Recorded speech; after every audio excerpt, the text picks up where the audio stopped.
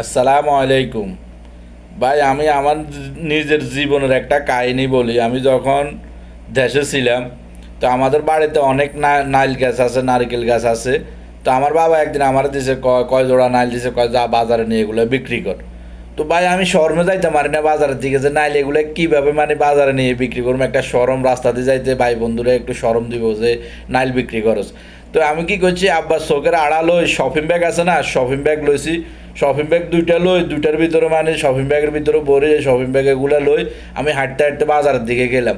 বাজারে যাই পরে একটা মুরব্বিরে দিলাম, যে কাকা আর কি বাড়ির, বললাম যে কাকা নাইলগুন বেচন চাই, বেশি আরও পয়সা দিই নাই এখানে বইটাতে আছি। তো এমিয়া বেচছে, বেশি ওরা আরও পয়সা দিয়েছে। তো একটা সরম কাজ করছিল।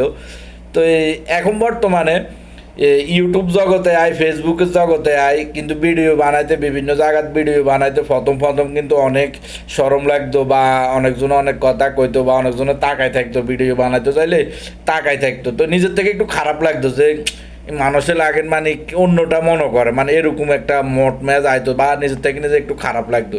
তো যখন আস্তে আস্তে আস্তে আস্তে যখন ভিডিও বানাইতে বানাইতে বানাইতে বানাইতে একটা মানে ফ্যাশার মতো, একটা নেশার মতো হয়ে গেছে, তখন আর মানুষ কি বলছে এগুলোর দিকে এখন আর তাকায় না। মোটামুটি যেখানে যাই, যেখানে দাঁড়ায় থাকি বা যেদিকে যাইতে থাকি, মোট ভিডিও হবে, মোট ভিডিও হবে। তো আমার ফেসবুকের যে বাইরে আছেন, যে অনেকজনের ভিডিও বানাইতেছেন না, লজ্জা লজ্জা লাগে, শরম লাগে, যা মানুষ কি বলবো, মানুষ কি বলবো, এটার দিকে চিন্তা করলে ভাই আমরা সামনের দিকে আগাইতে নাইতেন না। আপনারা যেখানেই থাকেন, যে জায়গাতেই থাকেন, ভিডিও বানান, কাজ করেন, দেখবেন একদিন না একদিন সফলতা ইনশাআল্লাহ ধরা দিবে।